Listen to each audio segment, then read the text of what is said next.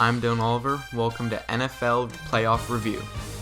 After this past week, there's only 4 teams left fighting for the Lombardi Trophy. Saturday afternoon, the number 1 offense in the league played against the number 1 defense in the league in what was meant to be one of the best matchups of the entire season.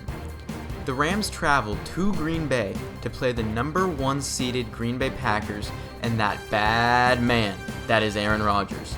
Coming off of the bye week, Rodgers and the Packers came ready to play. Even though they were playing against the number 1 defense in the league, it didn't matter. The offense was hot all day. They scored points on all 5 of their first drives and racked up nearly 500 total yards of offense throughout this game. The ground game of the Packers was great, using all 3 of their running backs. And even Aaron Rodgers got in on the ground game, doing his best Lamar Jackson impersonation to score a touchdown. But the other Aaron Jones, had the best game on the ground. Packers had almost 200 yards rushing and looked unstoppable. This Packers offensive line, even without left tackle David Bakhtiari, dominated the line of scrimmage and still looked like the best O-line in the entire league. The Rams kept it close for a majority of the game though. Jared Goff played pretty well, and Cam Akers was great. It just seemed like the Rams couldn't get on a roll on offense. Whenever they found something that worked, they would run it for a few times and then just go away from it and would never score on back-to-back possessions. This Packers defense has been great over the past 7 weeks, only allowing about 18 points per game. A big reason for the defense's success is because of cornerback Jair Alexander. Alexander was the number 1 graded corner by Pro Football Focus this year, and he backed up that rating in this game. He was targeted only 3 times and gave up just 1 catch, and it was for -3 yards. He completely shut down the right side of the field in this game. Now, onto the Rams' defensive side of the ball. All their defensive playmakers were pretty much neutralized in this game. The best defensive player in football, Aaron Donald, did nothing versus Packers' second-year guard Elgton Jenkins. And then, the matchup of the week, Jalen Ramsey versus Davante Adams, was won by Davante Adams. Adams got the best of Ramsey a few times in this game. When Davante was being covered by Ramsey, he was targeted 6 times, had 6 receptions, 55 yards, and 1 touchdown catch. Like I said earlier, the Rams were able to keep this game close for a while. It wasn't until Aaron Rodgers delivered the dagger with this 58-yard touchdown pass to Allen Lazard to get up 32-18 later in the 4th quarter. Then, with 1 defensive stop, that would be all she wrote. With the Packers offense moving the ball so effectively with the run and passing game, along with the defense playing so well the past couple of weeks, this team's going to be tough to beat no matter who they're playing. Next week, the Packers will host the NFC Championship game in the frozen tundra. The second game of this divisional round weekend was the Baltimore Ravens versus the Buffalo Bills. Both teams had long win streaks coming into this game with great play from the offense. But this week, it was all about defense and special teams. The first points of this game weren't scored until there was about 2 minutes left in the first quarter, and it was just 3 points. The Bills led until the Ravens tied the game with a field goal with just 59 seconds left in the first half. The first half of this game was just defensive stops and missed field goals. The wind was roaring in this game, causing kickers from both teams to have a very difficult night. For the first time since 2015, Ravens kicker Justin Tucker missed back-to-back field goals, leaving a crucial 6 points on the board.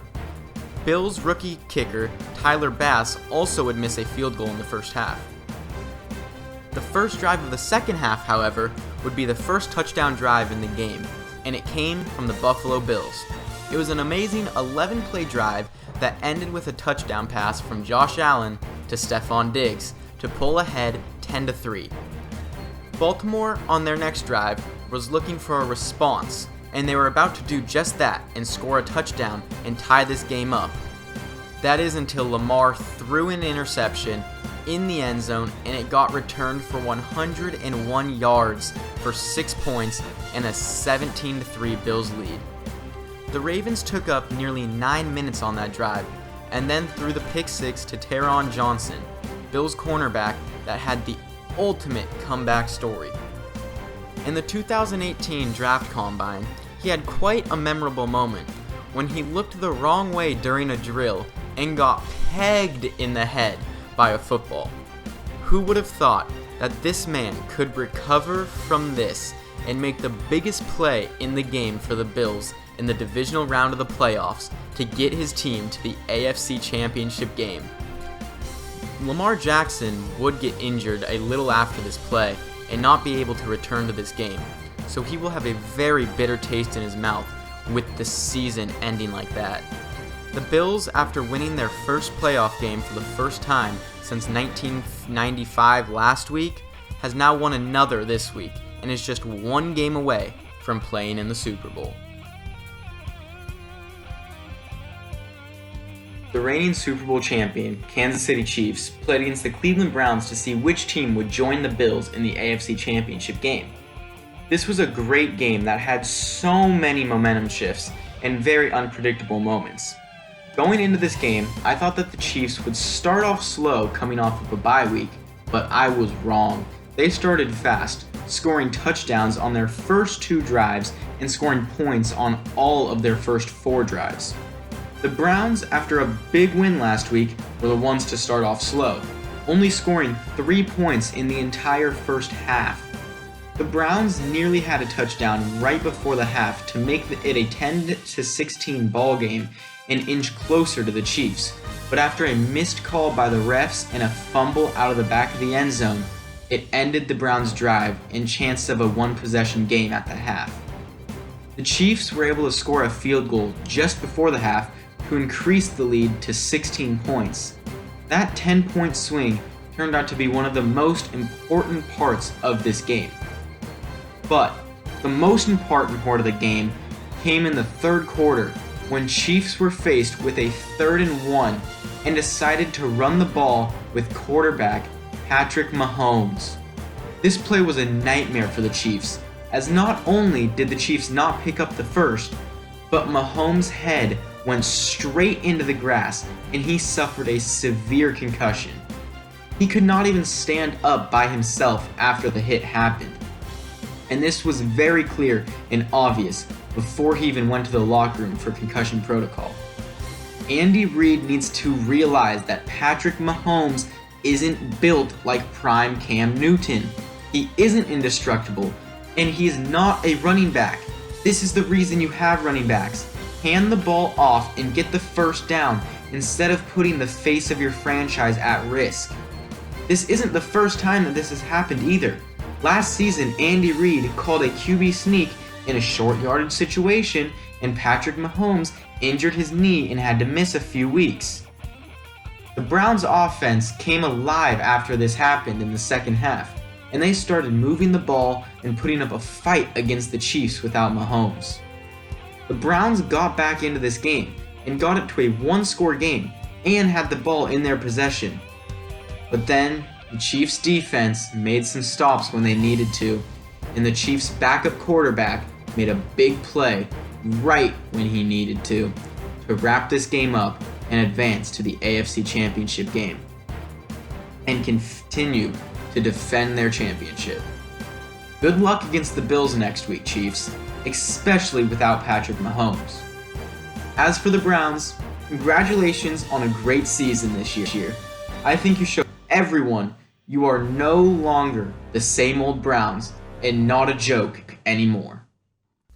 The final game of the week was a matchup between 2 of the best quarterbacks of all time for what very well could be the last time ever. The Saints and Bucs battled in a hard-fought game in the Superdome. The game was close, but crucial turnovers by the Saints team would cost them the game, and they would get their 3rd home playoff loss over their last 4 playoff games. The Saints started off very well on the defensive side of the ball, but the inability to finish scoring drives with touchdowns was a huge reason for this game's outcome. Like I said just a second ago, turnovers were another big reason for this game's outcome. Drew Brees threw 3 interceptions in this game, and tight end Jared Cook had a fumble when the Saints had control of this game and were putting together another scoring drive to go up by 2 touchdowns potentially. After this fumble, all the momentum was with the Bucs, and the Saints couldn't recover. They did not move the ball again after the fumble, and the defense eventually let up as well. Brady and this talented Buccaneers offense are now on a 6-game win streak and have scored 30-plus points in 5 straight games. I don't know how Brady does it, but he just wins. It doesn't matter how old he is or who his coach is, he always just goes out there and performs. And he's been doing it for 20 years now. The Buccaneers will go on to play in the NFC Championship game against my Green Bay Packers. This offseason will be an interesting one for the Saints, as their main man, Drew Brees, is now 42 years old and should probably retire. If he does retire, who will take the starting position of QB for the Saints, after it has been Brees for so long? I know that it wasn't a good way for Brees to end his career, but he just can't perform at the same level he's used to performing. I really like Drew Brees. He's one of the all-time greats, but it's time for him to call it a career. Once again, I'm Dylan Oliver, and I will see you next week for NFL Championship Weekend predictions.